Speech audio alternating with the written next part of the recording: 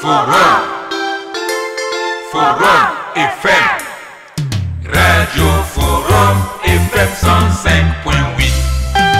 Je suis Jacob Bantimba, officier de police judiciaire. J'avais été condamné à 20 ans de prison par contumace dans une affaire que je ne connaissais pas. J'étais officier de police. Comme dans tout cas de crime ou de délit, l'officier doit se transporter sur les lieux. C'est ce que j'ai fait.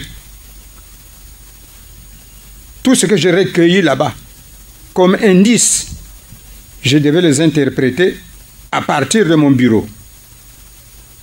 Mais curieusement, des officiers sont venus me voir pour me dire de remettre tout ce que j'avais relevé sur les lieux parce que je n'avais pas le droit de faire ce travail-là. Aussitôt, j'ai remis. Mais ça n'empêchait personne de me mettre sur le dos tous les péchés du Congo.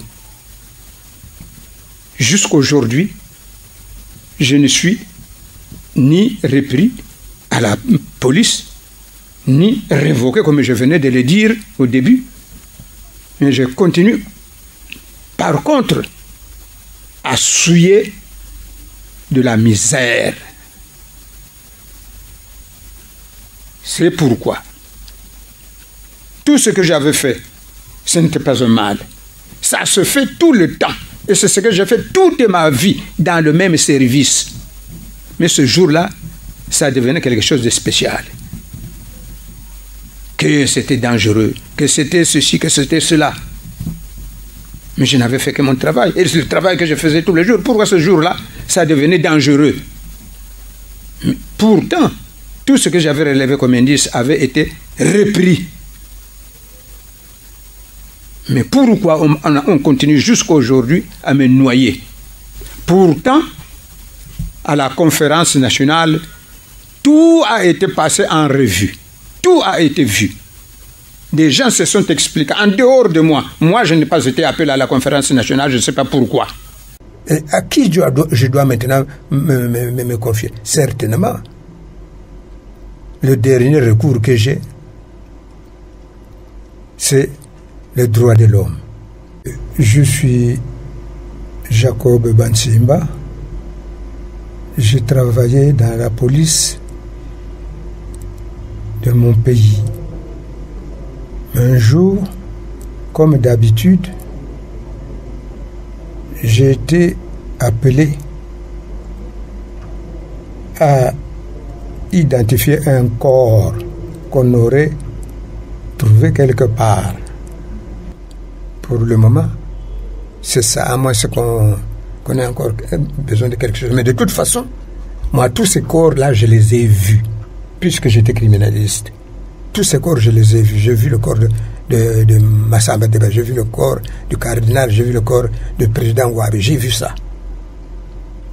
Voilà ce que j'avais à laisser aux enfants et à ceux qui voudront dans l'avenir peut-être connaître quelque chose.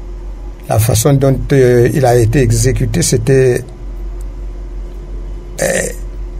très difficile, c'est douloureux.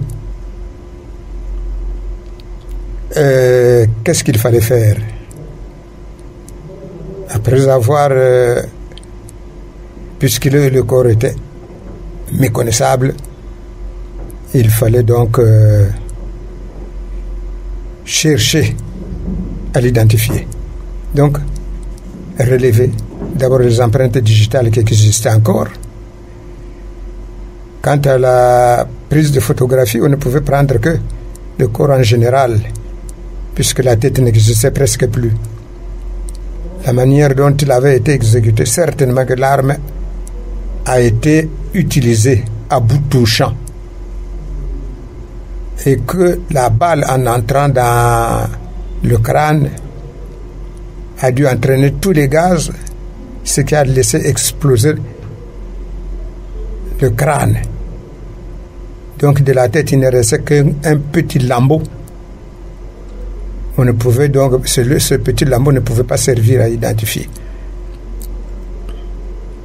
Après, nous avons jugé utile de ramener le corps pour plus d'analyse, plus d'examen. Peut-être qu'on aurait trouvé quelque chose.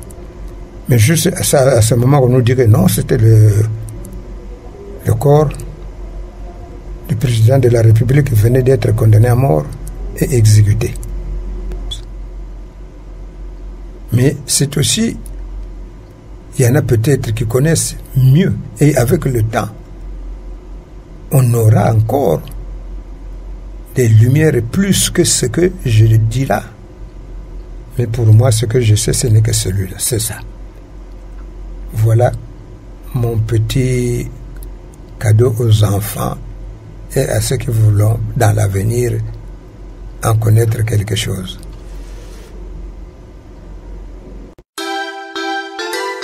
Forum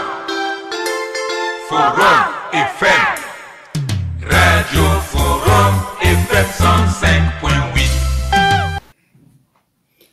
Bonjour et bonsoir, chères auditrices et auditeurs. L'émission de ce soir sera consacrée à un héros méconnu au Congo. Jacob Antsimba m'a laissé un grand secret. Et ce secret, je vous en avais parlé une fois. Il s'agit donc du constat qu'il avait fait au moment des assassinats de Marien Ngouabi, du cardinal Émile Béhéna et d'Alphonse Massamba Diba. Il m'avait donc confié certains éléments. Je voudrais plutôt lui rendre aujourd'hui un hommage assez particulier à ce monsieur méconnu par les Congolais, puisqu'il a été banni, étant donné qu'il détenait, comme je l'ai dit, une part de vérité sur les circonstances des assassinats de Marien Ngouabi et du cardinal Émile Béhéna, pour les avoir examinés. Cependant, le fait le plus troublant et aussi explicite, ce sont les révélations qu'il m'avait faites en off lors de son passage à la Radio Forum, alors qu'il n'avait que 78 ans. En se confiant à moi, hors micro, il a voulu que j'apporte mon témoignage au moment où il ne serait plus en mesure de s'exprimer. Et ce que je me permets de faire maintenant. En effet, comme l'opinion nationale comme internationale le sait, le 18 mars 1977, vers 14h30, des sirènes avaient retenti à Brazzaville. La cause de ces sirènes, c'était que quelqu'un avait attenté à la vie du président Marien Ngouabi. Et en ce moment-là, on avait parlé de Motando, lieutenant Motando.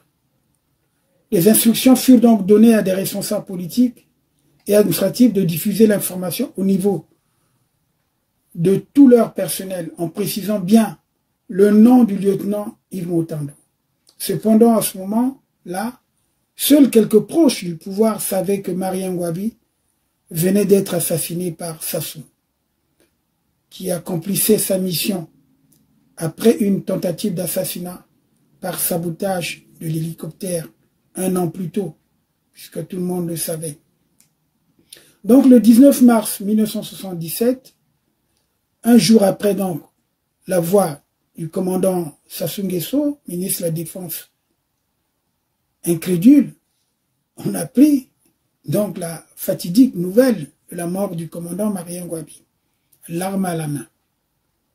On annonce d'abord Yves Motando comme auteur du crime, avant de l'attribuer au commando du capitaine Barthélemy Kikadidi, sous les ordres de Massamba Diba, Alphonse, ancien président de la République.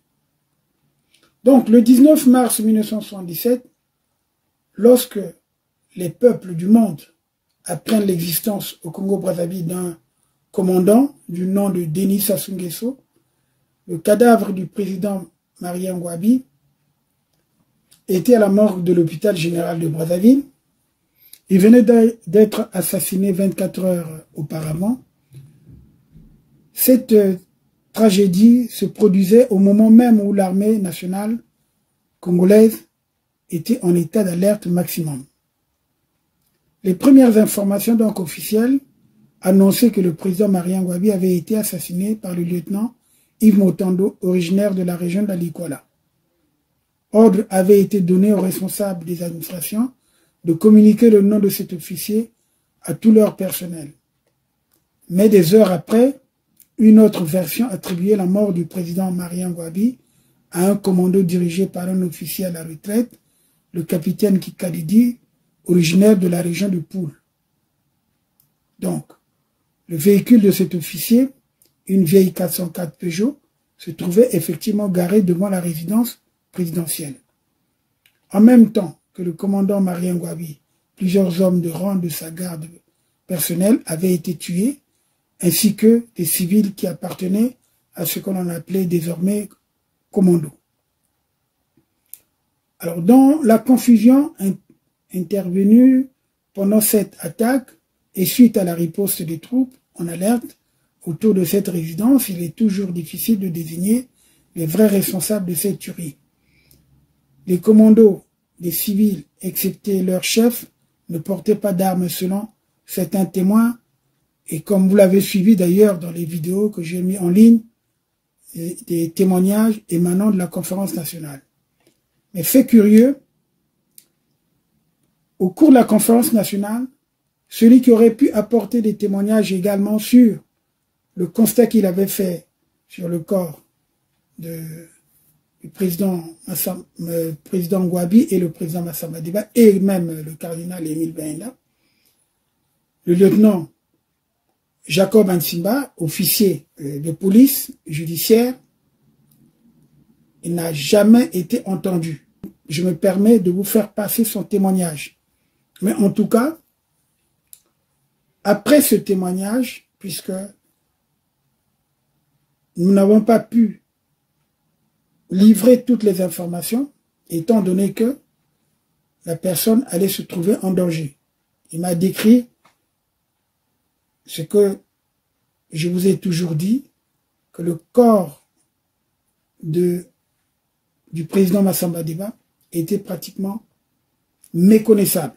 Et lorsqu'il est allé déterrer le corps qui était de Massamba Deba, qui était enterré provisoirement, pour faire le constat, après on lui a ravi tout, et c'est en ce moment-là que le corps va disparaître et qu'il sera finalement jeté au fauve. Je suis Jacob Bansimba, officier de police judiciaire. J'avais été condamné à 20 ans de prison par contumace dans une affaire que je ne connaissais pas. Par suite des tractations, j'étais obligé de partir du pays. Forum FM, Radio Forum FM 105.8. Soyez les bienvenus à la Radio Forum FM. Nous vous remercions, nos auditrices et auditeurs. Radio des droits de l'homme au service des auditeurs. Radio Forum FM, accueil des hospitaliers. C'est votre chance et vous aime bien. Droits de l'homme, c'est votre radio. Soyez à l'écoute aux émissions de droits de l'homme. Soyez les bienvenus aux émissions Forum Télé. Nous vous remercions, nos chers téléspectateurs.